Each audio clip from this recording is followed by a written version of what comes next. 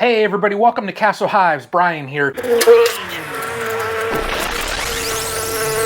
Today we are going to review the Sainlogic Smart Weather Station.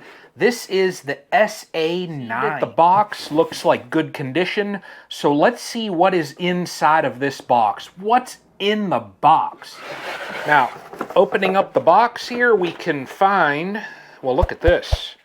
So we've got 3 booklets, it looks like. So one is the Weather Station User Manual. Very thick manual, I will add that. It is 76 pages. The next one is the Weather Seed App Instruction Manual. This you can download and set up the Weather Seed app on your phone. This is, 50-some pages there. And then there's a quick setup guide for this unit. That is, it's 15 pages. And then it also, I kind of like this here. They've also included some videos there that you can watch as well. So I like that. Now looking in the box, I see I see the display that goes inside. There are some instructions on this display that now I've watched previous videos and I've read some information. It's important to keep this piece. So if you take this off, do not discard that because it's got some important instructions right there. It's got the pole here. Then we have the actual sensor unit for the outside. Very nice here. You've got your rain gauge. It's got, there is a solar panel on here, wind speed, wind direction. There's other sensors on here. There are 2 separate mounts that I see. One for a base where this could go on there and I could mount it on the top of like a 4x4, something like that. Or it could be side mounted onto a pole. So that's kind of nice. These seem like they are pretty darn durable. And then we have the power cord.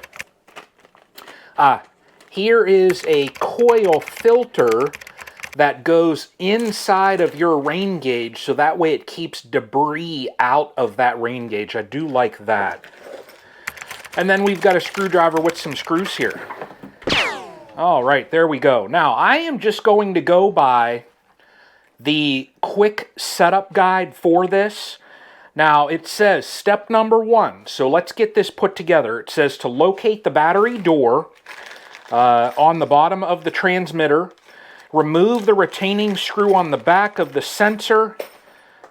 We have to insert 3 AA batteries, and I have those here. So let me get that done. Find over here. I think they included this screwdriver. So we've got plus there. So there we go. We've got plus, plus, plus. And then I'm going to reinstall the battery door.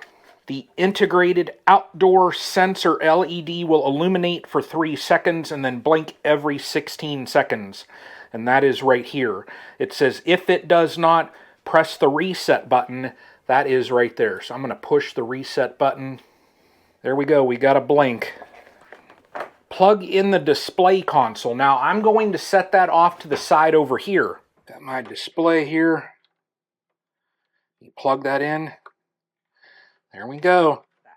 So I have to go through a setup process here to configure the Wi-Fi onto this unit.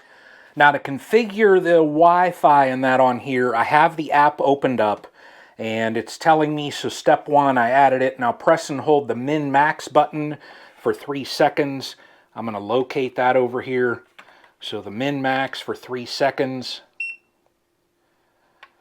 And now I see the Wi-Fi is blinking. Okay, so it has added that device in. All right, so I see right here, it is configured. Now this should, I would think it would calibrate the date and time. We will see. Okay, now we do see that the date and time here is set. It is 12:33 and it is 11:06. There's the seconds on there, the temperature's going.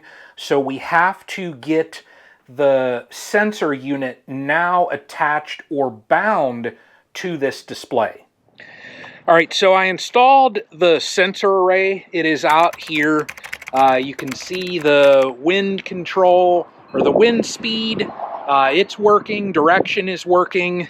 Through the window there, that is where I was sitting in the kitchen. It is about, I'd say, 15 feet away.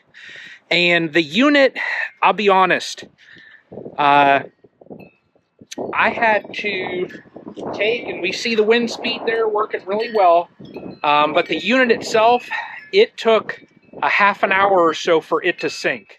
Now the display here itself, you can see, I mean, it is displaying everything. We'll see how it goes. I'm going to utilize this in that location for a couple days, and then I'm going to extend it out into the yard just to see if, well, truly, well, what is the range on this unit? So let's come back in a couple days and test the range, and then we'll see how this Sainlogic SA9 weather station is performing. So the weather sensor has been out in the yard. I moved it, like I said, away from the house, out here onto this post. You can see it installed. Up there, you can see it. Now, the unit, so it is a total, it's about 90 feet away from the house, and I have had to reset the sensor twice. It's been 4 or 5 days. Kind of no big deal, but in the middle of the winter, like this morning, it was 12 degrees wind chill. I would not want to walk out here when it's 12 degrees just to push a button on a weather station. The prior unit that I had never did that, so that's one issue that I have found. I love that it's connected to the Weather Underground because I can go on there. The app has worked exceptionally well also. So other than a couple little hiccups, I think the unit is fantastic. But really awesome little unit there. So right now it's like 30 some degrees out. I want to peek at the bees real quick, so let's get over there. All right, well, we're over here at the hives, and I'm just coming over and cleaning off some of the front entrances. We were down to a wind chill of 12 degrees today. Now, if you're a new beekeeper, you might be thinking, what are the bees going to do? They will manage. If you have a strong colony, they're going to manage those temperatures perfectly fine. If you see dead bees, if you see a little bit of dead bees on the front of your colony like that, that is perfectly fine. There is a certain number of bees that will die in your colonies every day. What I basically do is I come over and I will just clean off their entrances, make sure that they have a way to get in and out of the colonies, and that's all I do. So I'm looking here, everything looks good. Nothing real abnormal. Good. Couple dead bees on here, but like I said, that is fine. I've got my thermal camera right here, and we can see here, I'll just try and get around and see the image. Here we go, let's look at this. Look at the image. You see the image there. So the colonies are warm. You can almost see where the clusters are. Like if I'm looking here, oh man. Oh yeah, this one here is hot. Look at the top of that colony there. Those hot spots. This one here, look at that. See the warm spot? Look at that.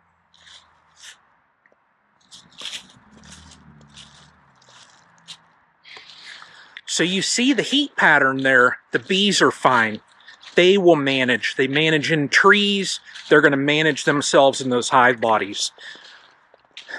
So I'm going to leave them be. It's cold. We're about 36 degrees. We had a pretty good storm this morning. I mean, it was coming down pretty darn hard.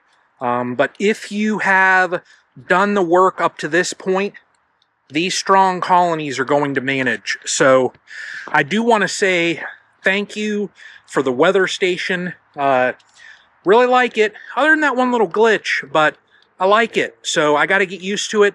The app itself, I can go right on my phone and using the app, I mean, it's 33 degrees. So I check my weather station itself and it's 34.34 degrees at my place right now. So I kind of like that I can go right on here. I can go to Weather Underground and see stuff on there. Feel like temperature, 33.8. So really like it. But that is the update here. New weather station and the bees. If you are concerned about your bees going into this winter, well, you see right here, we were down to 12 degrees wind chill this morning, and they are fine. So as long as they have adequate stores, it's a strong colony, absolutely do not have to worry. So if you're a first-year beekeeper and you're concerned, just take a deep breath, give yourself a thumbs up for all the work that you did this year, and sit back and enjoy this winter time. So y'all take care until the next one.